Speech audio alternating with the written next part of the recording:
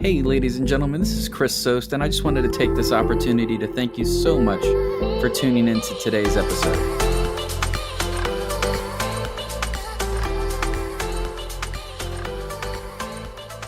Hey, everybody, thank you for tuning in to another edition of the Gig Economy Lounge. Chris, your host, as always. Today's episode is going to be all about the infamous cash rides. Should I or shouldn't I? And more importantly, the increase, and it will continue to increase, of law enforcement setting up operations trying to find people operating illegally.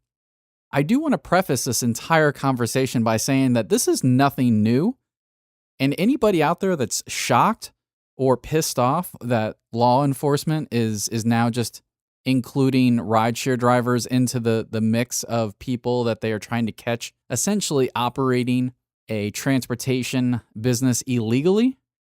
I'm sorry. This should come as no surprise. Cities, counties, and states have been doing this for decades to combat gypsy cabs, aka unlicensed taxi cabs.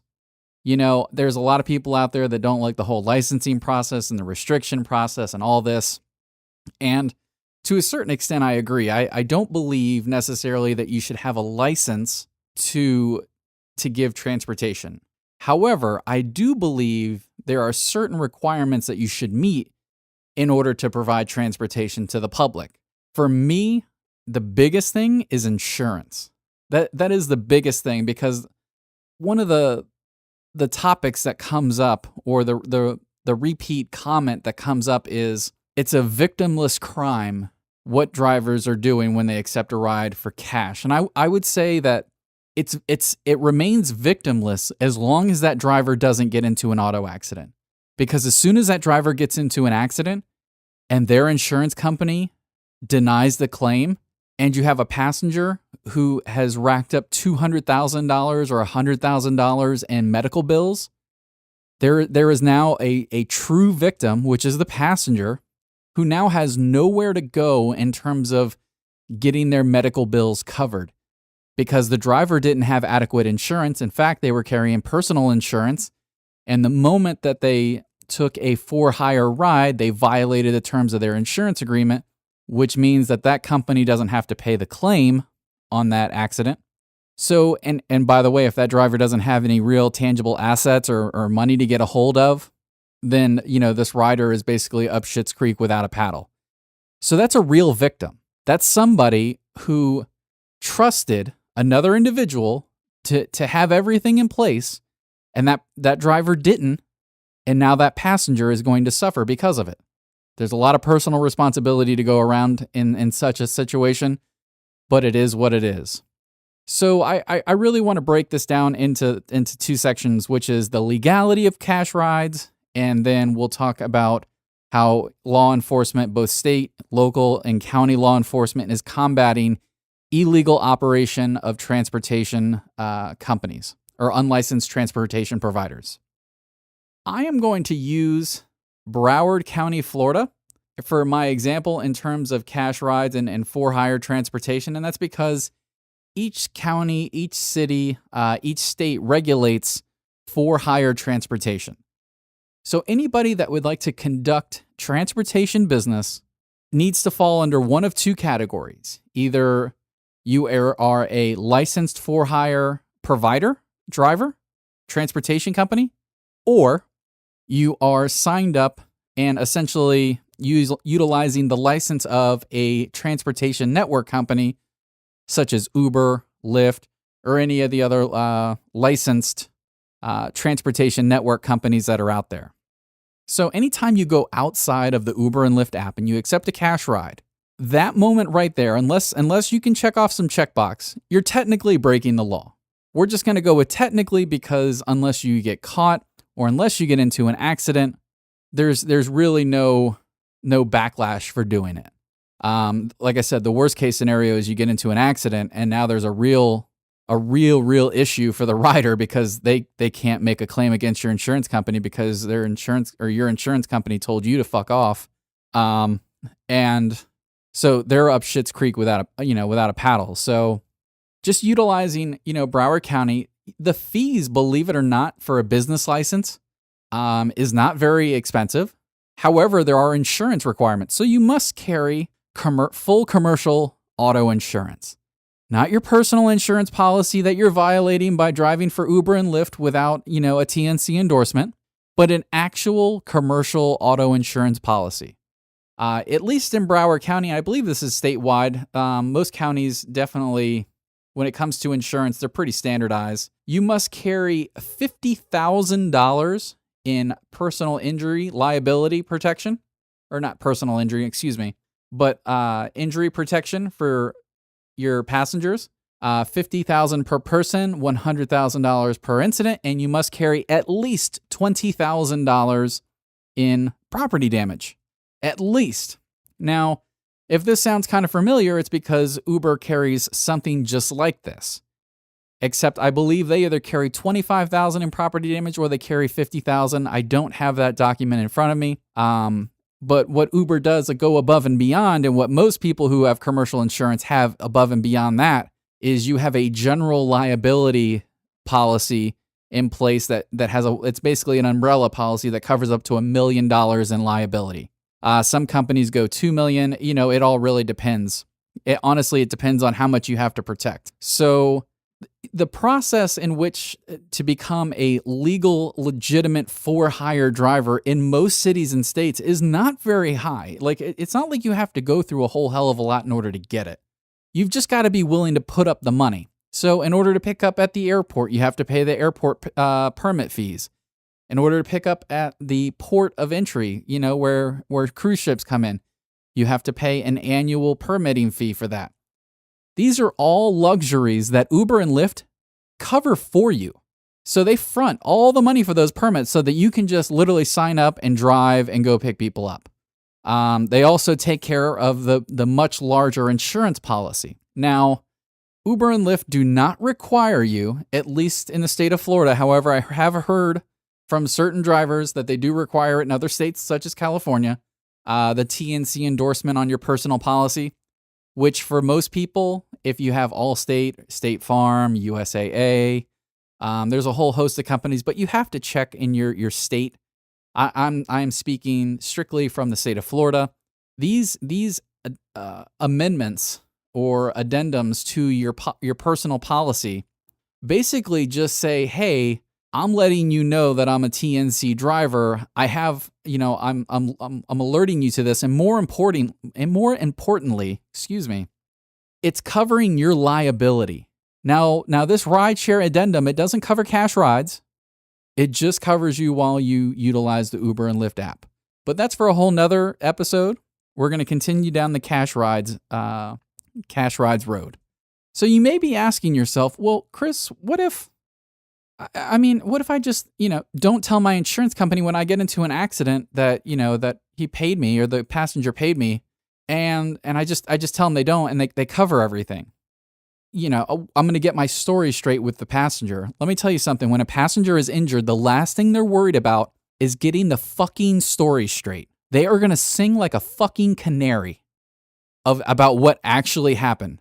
Friends, there are no friends when there's fucking injuries involved. Sorry, you're toast.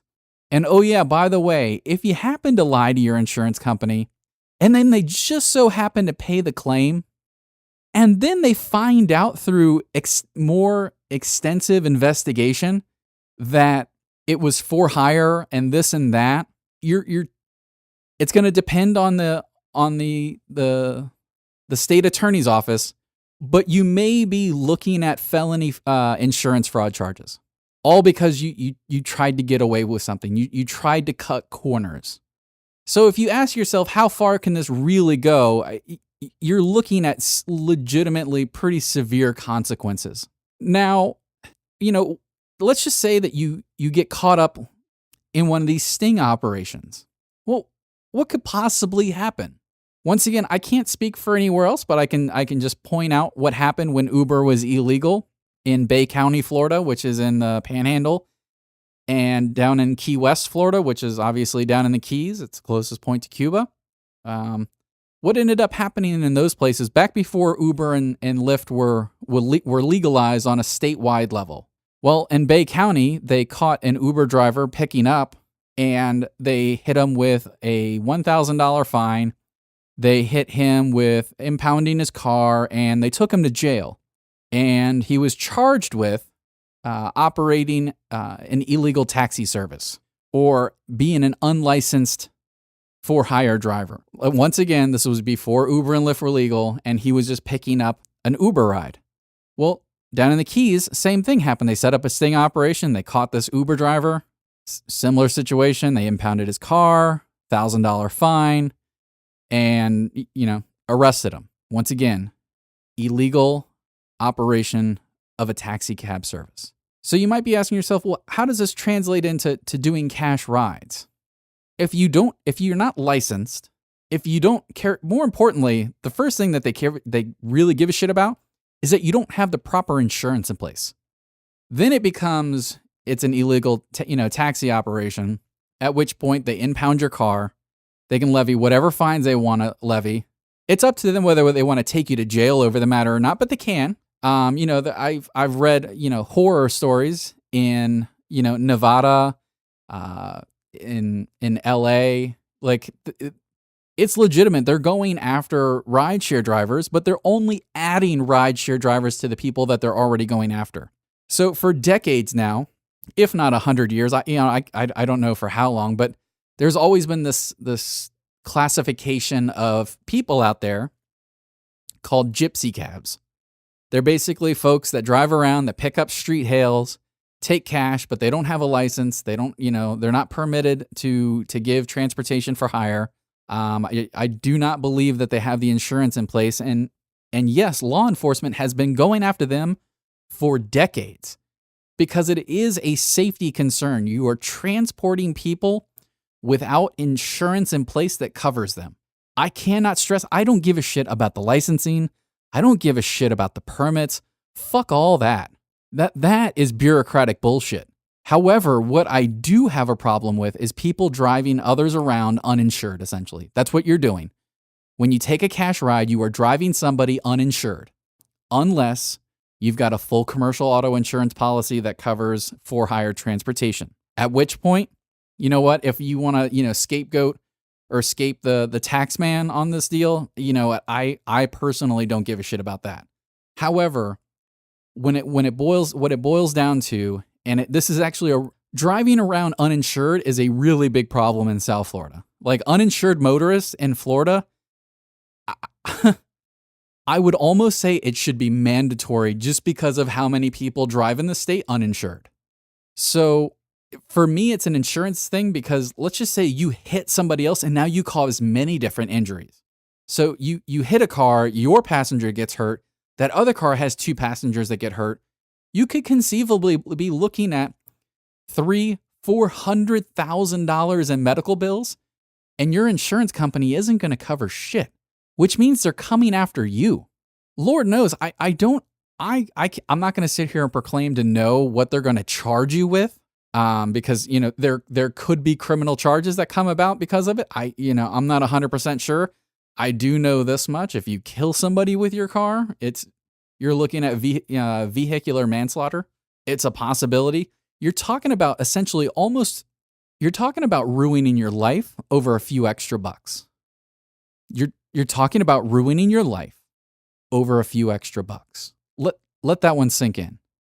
If you're a person that has any type of assets, it could be retirement accounts, it could be savings accounts, checking accounts, it could be a home, it could be a boat, it could be a whole laundry list of things. You have investments, you own stocks. Just think for a second. Just think one wrong move and everything you've worked hard for in your entire life is gone. Think about how mad you will be at yourself that you risked everything for a few extra bucks. I'm not sitting here saying that Uber and Lyft are perfect. I'm not going to sit here and defend anybody over another. But fuck, man. If you're going to go out and you're going to give transportation to people, Do it the right way. You want to fuck over Uber and Lyft? Have at it. I don't give a shit about that. Just be covered. Make sure your passengers are covered. Make sure the other people on the road that you could potentially hit, make sure that you have them covered. Don't be a fucking asshole taking cash rides. And you know what? When you hit somebody and you fucking hurt somebody and your insurance turns you down and you're basically put up against the wall for tens of thousands, if not over $100,000 in lawsuits. Like, don't weasel out of that shit. Own it. Like, if they're gonna bring you up, if you lie to your insurance company and then they find out after the fact, and you get slammed with fraud charges, own it. You chose them. You made that decision. You chose to take those risks.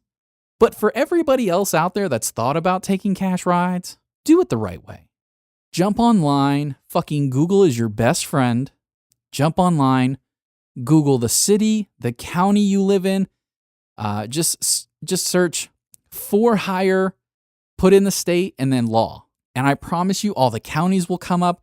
You will find all the applications that you need to get to. They will tell you all of the insurance requirements. You can call Geico. You can call any other commercial insurance company. And you can do it the right way. So that way, when you turn around and somebody hails a street hail, and let's just say it's a law enforcement sting, you could take out all the paperwork and say, you know what? I knew this day was coming, but I am technically legally allowed to give for hire transportation for cash. I'm legally allowed to take street hails through my transportation business outside of Uber and Lyft. And then that way, the only thing that they can do is just get pissed off that they wasted time on you. And if you're a rideshare driver, and this has happened to me on multiple occasions, I can't tell you how many times I've actually gone through police stings. The only thing I've ever done, I don't necessarily carry them around now because it's been a few years since I've been driving that much, is every single time somebody ever walked up to my car and asked me if they could just give them a ride for $20 down the street. The only thing I ever did was I opened up my glove, my armrest compartment. I pulled out an Uber card with my sign up code, and I said, "Hey, if you download the app, this code will get you $20 off your first ride." And I can't tell you how many times they walked away and they took the card and they threw it in the trash and they walked up to the next car. Guys, they are looking for this. But don't just think it's just rideshare drivers. They are walking up to taxi cabs. They want to find the people on the road that are providing transportation without the proper insurance in place. That's number one. Code enforcement will take care of the permitting, but for all intents and purposes, it's a public safety issue because there's people transporting others without proper insurance in place. So thank you guys so much for tuning into this episode. If you happen to get any value out of this episode, like, subscribe, share, any of that stuff that you guys want to. And I hope you guys have a great rest of your day.